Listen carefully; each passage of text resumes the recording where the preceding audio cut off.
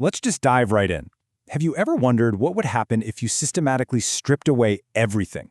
Your comfort, your control, literally even your name. Gone. Today, we're jumping into an explainer that looks at one person's incredible journey to utterly dismantle their own ego.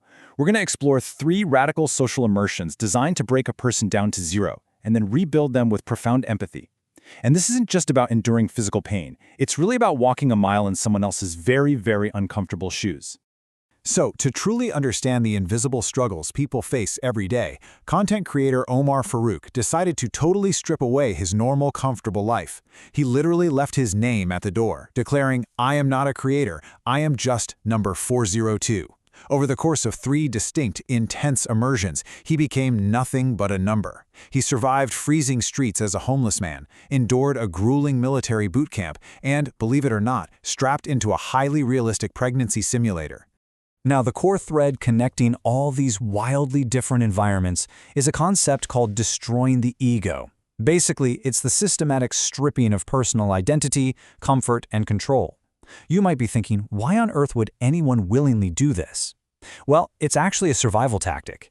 You literally have to unlearn who you are and what you think you deserve, just to endure the sheer reality of what comes next. All right, part 1, stripping away the ego. Before the body is put to the test, the mind has to be wiped clean. And this is brilliantly shown through the duality of isolation he faced. In the military boot camp, the ego is destroyed by noise. Trainers are right in your face, screaming aggressively. You get yelled at for smiling, you get yelled at for taking a sip of water, the whole shebang. It's absolute chaos. But then, contrast that with his 48-hour homeless immersion. Out on the street, society breaks you with silence. Deafening silence. Omar sat on a corner where literally 3,000 pedestrians walked right past him without making a single second of eye contact. So the military breaks you with screaming, but the street, it breaks you with absolute invisibility. Moving on to part 2, the physical crucible. Once the mind is totally disoriented, the body gets pushed way past its normal breaking point, and the physical demands across these immersions were absolutely absurd. In the military, recruits were forced to eat their meals in exactly 2 minutes flat, like they were in a famine, and had to carry a 75-kilogram injured soldier across brutal terrain. That is no joke. On the streets, the extreme condition was the cold, literally shivering on freezing iron at 3 a.m. with zero relief. And in the pregnancy simulation, Omar strapped a heavy 7-kilogram watermelon to his stomach to feel the constant physical weight, and even wore 3 layers of thick socks to simulate the painful joint swelling that comes with severe water retention. But the absolute peak of the physical test happened during the pregnancy immersion. Omar went to a clinic and got strapped into a labor contraction machine. Now, normally you'd think they'd ease into it, right? Maybe start at a level 1 or 2 so the body can adjust? No way. They started him immediately at the maximum pain level. Level 10. Within just 30 seconds, those agonizing level 10 simulated contractions completely shattered his preconceptions. He actually admitted on camera that beforehand, he kind of thought women exaggerated the pain of childbirth, or that men could just handle it better.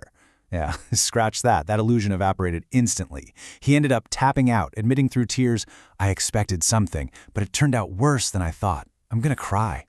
Which brings us to part 3, mental warfare and nightmares. As the body gives out, the psychological torture hits its absolute peak. Omar calls this breaking point the final nightmare. In the military camp, the trainers deliberately cranked up the terror at night. Around midnight, recruits were suddenly thrown into a mock kidnapping by masked men rolling up in black SUVs. Fast forward to 3 a.m., Omar wakes up from this suffocating dream about a demon, only to be dragged outside, tied down on freezing iron, and suffocated with icy water. And yet, by dawn, completely frozen and running on empty, he flat out refused to sign a declaration of surrender. You know what's fascinating? 3 a.m. was also the exact breaking point out on the streets. Shivering in the bitter cold on a piece of iron, the urge to just give up, call his wife, and ring the surrender bell was overwhelmingly strong. But he made it through by leaning on a critical lesson he actually learned in boot camp. Mental strength has to come before physical bravery. You survive in your mind way before you survive in your body.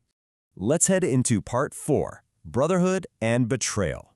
It turns out, in the absolute depths of suffering, human connection becomes an incredible lifeline.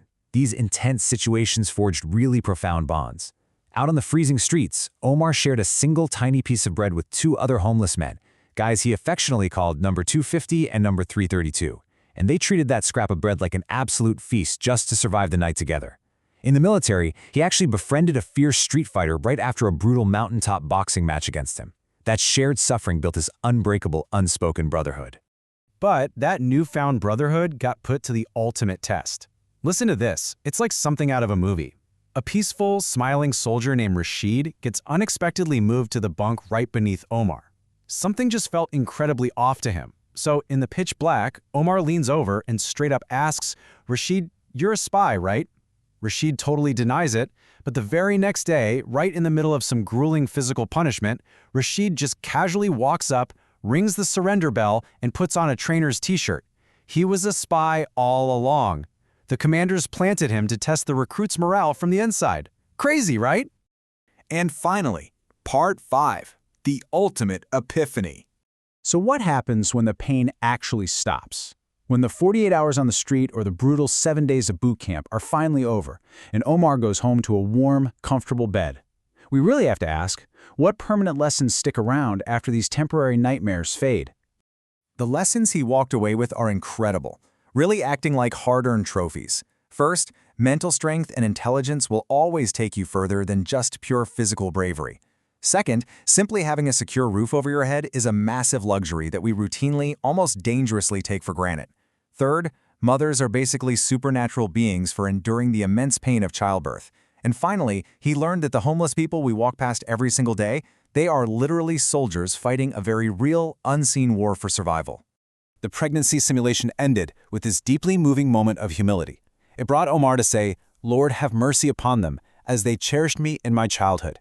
It's just this beautiful recognition of the massive, silent, and often super painful sacrifices that mothers everywhere make. Sacrifices you can't really grasp until you feel even a tiny fraction of that weight yourself. And when it comes to his time on the streets, his perspective shifted entirely. He now sees every single person living out there as a soldier in their own right. Even though he gets to go back to his normal life, he notes that he left a piece of his ego right there on that cold sidewalk. It fundamentally and forever changed how he views the invisible warriors of our cities. So this explainer leaves us with one ultimate question to ponder. If your everyday comfort and your carefully crafted identity were totally dismantled by the cold, the pain, and the silence, who would you become when the pain finally stopped? Would you try to rebuild your ego, or would you replace it with empathy? Definitely something to think about the next time you walk past someone fighting a battle you know absolutely nothing about. Thanks so much for exploring this with me today, and keep learning.